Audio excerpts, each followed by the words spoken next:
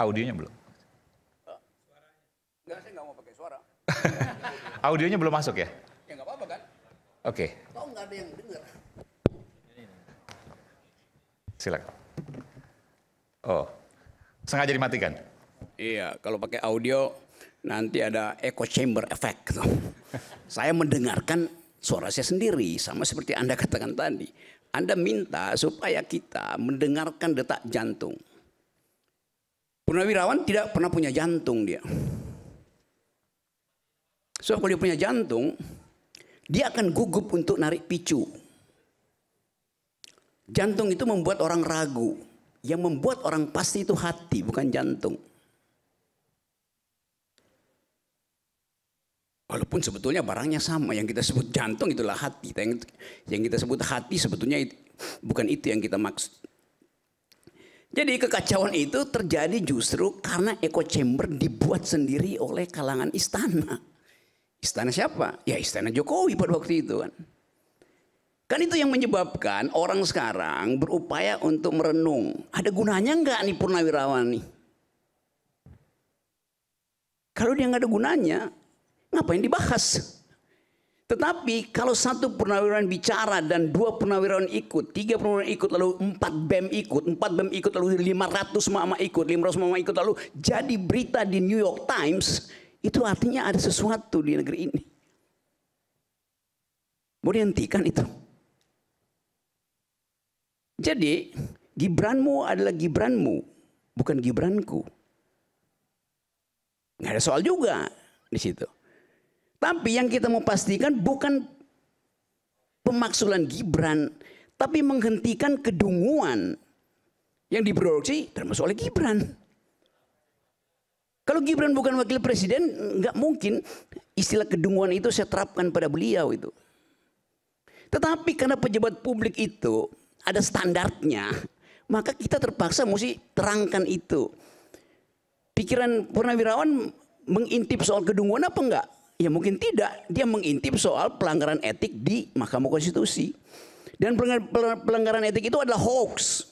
Nggak benar pelanggaran etik itu. Ya kan? Hoax kan? Ya. CC. Jimli Asidik. Berarti Anda nggak baca pertimbangan Jimli Asidik sehingga mengeluarkan itu. Ya tapi Jimli Asidik kemarin bicara bahwa tidak mungkin Gibran dimaksudkan akan diproteksi oleh presiden. Itu 2 argumen yang berbeda. Dia melihat tidak mungkin karena akan diproteksi oleh presiden. Jadi dia mengetahui akan diproteksi, oleh karena itu dia batalkan pelanggaran etisnya itu. Kalau diproteksi oleh presiden, dasarnya apa? Ya karena satu paket. Tidak juga. Karena itu kapasitas individu.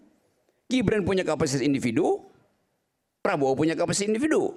Yang lagi disorot kapasitas individu Gibran, itu Gibranmu itu. Kan begitu cara kita melihat soalnya kan. Ya tapi kan ini melanggar konstitusi. Apa yang melanggar konstitusi? Apakah persoalan kita persoalan hukum di sini? Bukan. Bukan persoalan legalitas, ini persoalan legitimasi. Karena itu kalau dia legalitas selesai dia. Karena legitimasi diulang-ulang sampai you bosan sendiri dengar suara lu sendiri kan. Muhammad tiap hari bicara itu. Anak SMP juga bicara itu. Mem ada di mana-mana tuh. Tiba-tiba ada soal Raja Ampat. Maka demi Raja Ampat batalkan sesuatu yang udah 2 tahun dipersoalkan orang. Kiai. Sekarang Raja Ampat kita bongkar hari ini. Tiba-tiba ada Raja 5. Maka Raja Ampat kita tinggalkan. Masuk ke Raja 5 itu. Kan begitu cara berpikirnya. Jadi bukan karena ada sesuatu. Maka yang di belakang itu menjadi tidak penting. Seandainya. Saya ikuti logikamu. Sekarang ada suara Raja Ampat. Karena itu tinggalkan. Nggak ada berguna. Para purnawirawan. Oke, sekarang. Sebelum ada Raja Ampat, berguna nggak dia? Ya berguna karena nggak ada Raja Ampat kan. Dan logiknya begitu. Cara membaca persoalan itu begitu. Bukan karena Anda dapat permen hari ini lebih manis, maka permen yang kemarin nggak ada gunanya. Memang nggak ada gunanya hari ini kalau dia lebih manis, tetapi kemarin dia berguna itu. Karena belum ada pembanding. Sekarang kita lihat pembandingnya apa? Berguna nggak perbandingan itu? Kan di kepalamu tadi begitu banyak hal yang Anda anggap bahwa nggak penting itu. Karena yang paling penting adalah titipkan bangsa ini pada anak muda itu. Anak muda itu berkumpul di PSI, tempatnya Adek. Isinya orang tua. Dan yang akan jadi ketua orang tua. Coba bersihkan tuh cara berpikirnya. Saya yang pertama kali justru mendorong si Raja Yuli, mendorong Grace Natali untuk memastikan bahwa partai ini akan jadi partai ideologis in optima forma. Sebelum dia jadi PSI, saya ngajar di situ. Tanya Made. Anda lihat jurnal PSI pertama yang nulis saya. Judulnya Arah Generasi. Baca nggak? Baca nggak? Anda baca? Anda baca tulisan saya di situ? Saya mendengar. Ya? Saya mendengar, tapi saya tidak. Oke, ada yang membaca dengan kuping rupanya. Kan itu baca tuh. Saya tuliskan di situ argumen mengapa PSI harus jadi arah generasi. Bukan diarah-arahkan oleh pemodal, oleh bapaknya. Itu maksudnya memihak pada sesuatu, berpihak pada jalan pikirannya.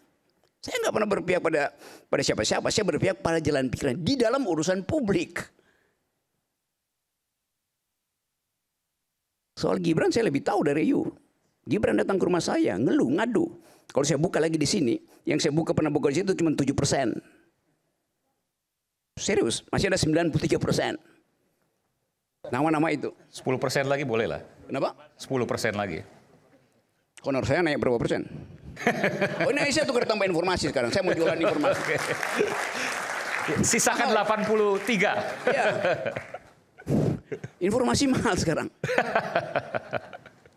Jadi kita mau lihat keadaan bangsa ini. Di dalam kegugupan kita untuk membaca masa depan.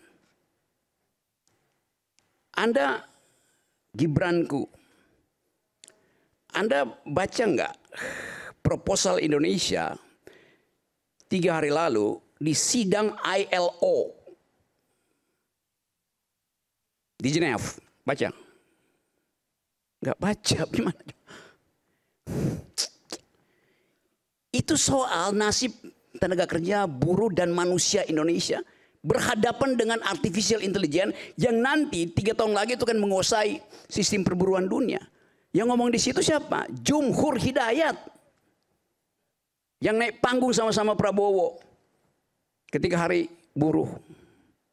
Terus Anda nggak tahu apa yang Anda akan terangkan pada Gibran kalau Gibran bertanya ILO itu apa? Tadi ada iklan cappuccino, Ovaltine. ILO itu Milo buat diminum. Kan itu pentingnya. Anda mau dukung Gibran dengan kekosongan. Reason issue Anda nggak ngerti, bagaimana coba? Gibran butuh konsultan. Saya pernah bilang ke kalian itu. Gibran butuh konsultan yang betul-betul paham tentang reason issue. Saya bantuin Gibran. Gibran, ganti konsultanmu, bodoh semua. Serius. Itu akibatnya begitu. Jadi saya potong dulu ya, karena keadaan hari ini memungkinkan kita untuk melihat arah generasi. Yang pernah saya tulis itu. Bukan sekedar ini Gibranku, mana Gibranmu? Apa itu gituan. Kasih isi dong tuh pada bangsa ini. Kasih pendapat itu. Gibran bagi-bagi skincare. Benar kan? Apa poinnya bagi-bagi skincare? Bu Rocky, tapi tadi disampaikan bahwa apa yang disampaikan oleh Purnawirawan TNI lewat poin-poin itu adalah kosong substansi. Anda setuju itu?